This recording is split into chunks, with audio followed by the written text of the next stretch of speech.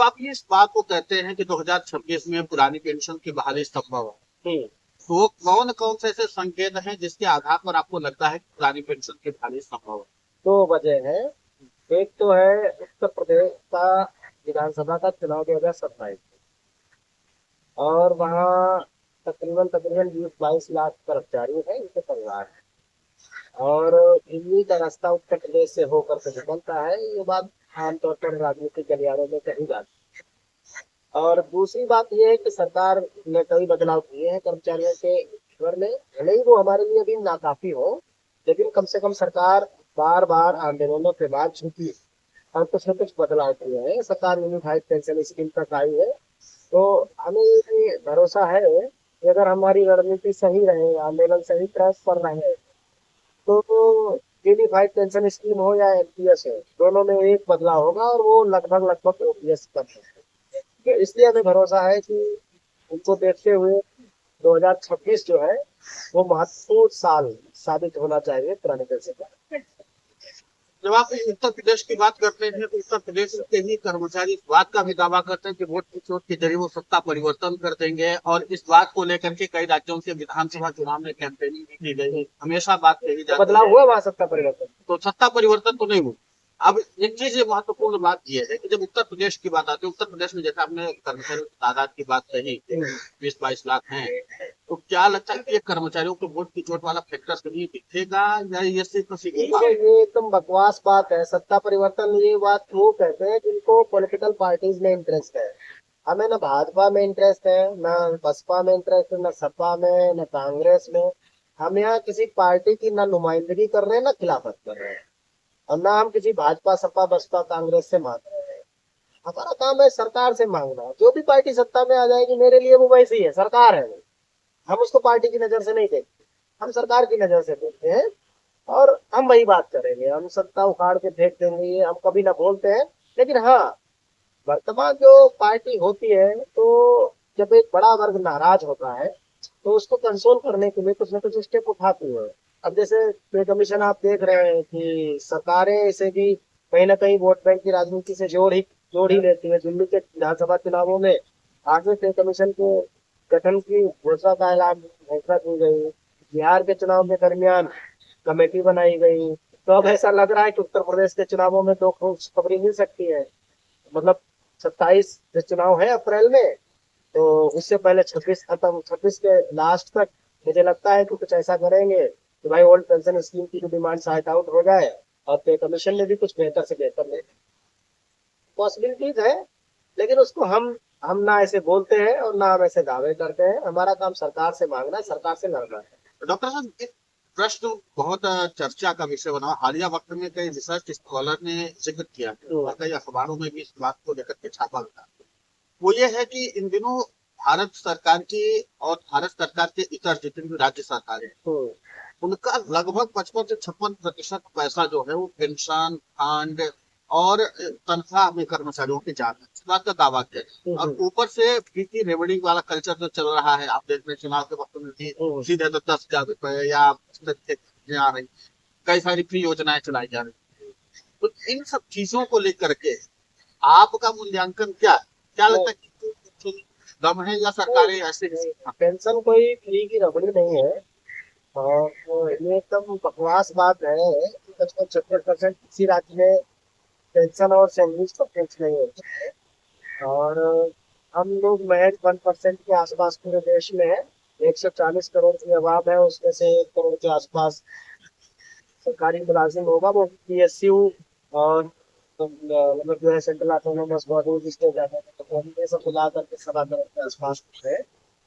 दूसरी बात है किसी किसी राज्य में 12-14% के आसपास होगा, लेकिन ऐसा नहीं 55-56%। और ये बहुत कम है, क्योंकि ये एक ऐसा वर्ग है जो पूरे देश की योजनाओं को रद्द करता है, सरकारी सिस्टम को अमल में लाता है।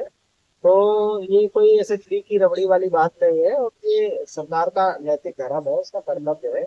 और सरकार अगर अगर ये उसका धर्म और कर्तव्य, ऐसा ऐसा नहीं कि केवल इंडिया में ही है। जहाँ लोग नौकरी नहीं करते, नौकरी छूट जाती है, वहाँ 40% पेंशन मिलती है, 50% पेंशन मिलती है। तो ये कोई नई बात नहीं है, पेंशन सिस्टम पूरी दुनिया में है। है ना, वो एक सामाजिक सुरक्षा है, बुढ़ापे की सामाजिक आर्थिक सुरक्षा है। तो ये मतलब जो है इसको इस तरह से फ्री की रबड़ी वाली बात नहीं है। और सबसे बड़ी बात है कि जिनको ये लग रहा है कि मतलब जो है कर्मचारियों को पेंशन मिल रही है, इतना खर्च हो रहा है, तो मैं बता दूं कि सरकार अगर 10% का कंट्रीब्यूशन बंद कर दे कर्मचारियों का, और अपना भी 14% का कंट्रीब्यूशन बंद कर दे, हमारा बंद करेगी तो अपना भी बंद करना पड़ेगा। तो जिस दिन बंद करेगी तो उस दिन LIC, UTI और SBI कंगाल हो जाएंगे, क्योंकि हर महीने इनके पास 12-13 हजार करोड़ रुपए हम लोगों का जाता है। तो ये नहीं चल पाएंगे, और ये जब कंगाल होंगी, जब ये चलना बंद होगी, तो लाखों करोड़ों लोगों का पैसा इसमें जो लगा है, उनके शेयर में लगा है, इक्विटी में लगा है, जो बॉन्ड्स में लगा है, वो भी धराशायी होता है। तो हमारी वजह से तो इतनी बड़ी बड़ी कंपनियां रन कर रही हैं। तो ये लोगों का देखने का नजरिया उनको बदलना पड़ेगा। हम लोगों की वजह से मार्केट बेहतर परफॉर्म कर रहे हैं, क्योंकि इक्विटी मार्केट कैसी भी हो, लेकिन हम लोगों की जेब से 12-14 हजार करोड़ रुपए हर महीने जाना ही जाना है, वो इन्वेस्टमेंट होना ही होना है। तो एक तरीके से देखा जाए कि मार्केट की लिक्विडिटी को हम लोग इम्प्रूव कर रहे हैं, बढ़ा रहे हैं, इंक्रीज कर रहे हैं, hence में। तो फ्री की रेवड़ियां तो हम लोग दे रहे हैं, और हम लोगों को कितना 5-7% खर्चा है सरकार पे जो GDP पर, तो 5-7% कोई ज्यादा नहीं है, इतना बड़ा तो है नहीं हमारा। एक जो बात तो निकल कर सामने आ रही है, क्या आपको लगता है कि अब एक बार फिर से सरकारी कर्मचारी जो हैं अपनी अपनी बातों को लेकर के एक बार राष्ट्रव्यापी तौर पर आंदोलन आपने भी किया और एक और कर्मचारी संगठन ने दिल्ली में राष्ट्रव्यापी तौर पर आंदोलन किया। प्रश्न ये है, क्या एक दो और बड़े आंदोलन 2026 में प्रस्तावित हो सकते हैं, या लगता है कि अब सरकार इन बातों को लेकर के गंभीर है और बहुत जल्दी हमें ज्यादा आंदोलन करने की आवश्यकता है? और देखिए आंदोलन होंगे, बिना आंदोलन के तो, बिना चिल्लाए तो कुछ चिंता है नहीं। लोकतंत्र में सबसे बड़ी आवाज तो आवाम की आवाज है। ये जब सड़कों पे निकलती है, कभी दिखता है वो जंतर मंतर हो, रामलीला मैदान हो, बहुत क्लब हो, कहीं भी हो, आवाज तो उठानी पड़ती है, आवाज उठाएंगे। और अभी अभी तो सर्दी बहुत थी, तो अभी लोग छुट्टी होते थे। अब हमारी बैठकें शुरू होंगी, फरवरी में हमारी जम्मू कश्मीर में बैठक है, फिर उसके बाद महाराष्ट्र में कुछ बैठकें हैं। हमारी बैठकें तय हो रही है, और अगला कार्यक्रम भी हम तय कर रहे हैं। हम होपफुली इस बार जो है अगस्त और के आसपास हम एक बड़ा आंदोलन फिर से करेंगे, ताकि सरकार तक जो है ये समझ ले कि हम लोग पीछे हटे नहीं, कि हमारा मुद्दा ठंडे बस्ते में नहीं गया है। अगस्त के आसपास, अभी जनवरी चल रहा है, 6-7 महीने के बाद हम एक बड़ा आंदोलन करेंगे, रामलीला मैदान से इसका आगाज करेंगे। सरकार को बताएंगे कि हमारी मांगे अभी पूरी नहीं हुई है, और अभी हम खामोश नहीं बैठे हैं। और भी जितने संगठन है, मैं तो सबको कहूंगा कि वो भी करे, संगठनों को करना चाहिए। मैं अगस्त में करूंगा, तुम जुलाई में कर लो, 2 महीने पहले कर लो, 2 महीने बाद कर लो। आंदोलन होते रहेंगे तो सरकार तक बात पहुंचती रहेगी। अब हम अगस्त में ही करेंगे, सारे लोग अगर अगस्त में ही करेंगे, तो फिर अगस्त के पहले भी ठंडा रहेगा, अगस्त के बाद भी ठंडा रहेगा।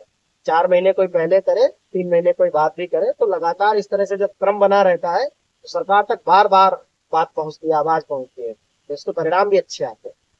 मध्य प्रदेश गए थे आप, मध्य प्रदेश में भी एक आंदोलन का नेतृत्व किया अभी हालिया वक्त में, 2 जनवरी 2026 को, जब पूरा देश नया साल मना रहा था, तब आप गांधी जी की तरह पेंशन आंदोलन करने मध्य प्रदेश की राजधानी भोपाल गए थे। मध्य प्रदेश में सरकारी कर्मचारियों ने बहुत व्यापकता के साथ पुरानी पेंशन की बहाली के मुद्दे को उठाया, और सरकार की तरफ से इस बात के संकेत मिलते मिलते रह गए कि हम OPS बहाली पर विचार कर। अब तत्कालीन मुख्यमंत्री थे शिवराज सिंह चौहान, उन्होंने कहा कि कर्मचारियों के हित में जहां तक तो होगा, हम इनकेस में वो संशोधन करके या सरकार भारत सरकार से बात करके उसको कुछ न कुछ ऐसा शामिल करें। शिवराज सिंह चौहान हटे, उसके बाद से वो बात ठंडे बस्ते में चली गई, और ये तब था जब चुनाव सर पर था। उन्होंने कहा कि कर्मचारियों को हम निराश नहीं करेंगे, केंद्र से बात करेंगे, समाधान निकलेगा। समाधान निकला नहीं, और आप आंदोलन भी नेतृत्व करके आए, भाषण भी देके आए। अब बताइए वस्तु स्थिति क्या? देखिए भास्कर जी, मैं तो शिवराज सिंह जी से भी पहले जा रहा हूँ, जब कमलनाथ जी वहां मुख्यमंत्री थे, उन्होंने भी यही बात कही थी। देखिए, प्रदेशों के लिए इतना आसान नहीं है कि वो कुछ कमिटमेंट ऐसा कर दे। बहुत कुछ रेवेन्यू, उनके रेवेन्यू पे डिपेंड करता है। तो और प्रदेशों की जो परंपरा है, वो सेंट्रल गवर्नमेंट को फॉलो करने की रहेगी। जैसे central government unified pension scheme लेकर के आई, तो महाराष्ट्र ने उसको अडॉप्ट कर लिया, असम ने अडॉप्ट कर लिया, उत्तराखंड ने उसको अडॉप्ट कर लिया। हो सकता है कुछ एक और राज्य रहे हो जिन्होंने इसको अडॉप्ट किया हो। तो उसी पैटर्न पे तमिलनाडु भी आपको चलते हुए दिखाई पड़ रहा है। तो आमतौर पर ऐसा होता है, 2 जनवरी को हम गए थे, वहाँ कुछ बातें जो महत्वपूर्ण थी, वहाँ वरिष्ठता की बहाली का मुद्दा बहुत प्रमुख होता है, क्योंकि उनकी पेंशन सीधे सीधे वरिष्ठता से जुड़ी हुई है। मैंने आपको पहले ही बोला कि मध्य प्रदेश के शिक्षकों की जब भर्ती 1998 में की गई, तो उनको एक अलग पैरोल पे रखा गया। जितना पेरोल था वो डिफरेंट था। और उसके बाद 2008 में उन लोगों को रेगुलर किया, नियमित शिक्षक माना गया। हालांकि उनको पेंशन वो प्रमोशन तो दिया गया 1998 से, लेकिन उनकी जो कटौती शुरू हुई वो 2008 या उसके बाद से शुरू हुई। अभी जो 2008 में जिसको रेगुलर किया गया, उनके रिटायरमेंट 20 साल में हो रहे हैं, किसी के 25 में हो गए, कुछ हजारों शिक्षक तो रिटायर हो चुके हैं, 2-4 साल पहले हो गए। तो उनके 2008 से कटौती शुरू हुई। अब सोचिए कि 2008 से जिसका रिटायरमेंट 2020 में हो गया, तो 12 साल मिली नौकरी। 12 साल में तो 12 लाख रुपए भी नहीं हो पाए।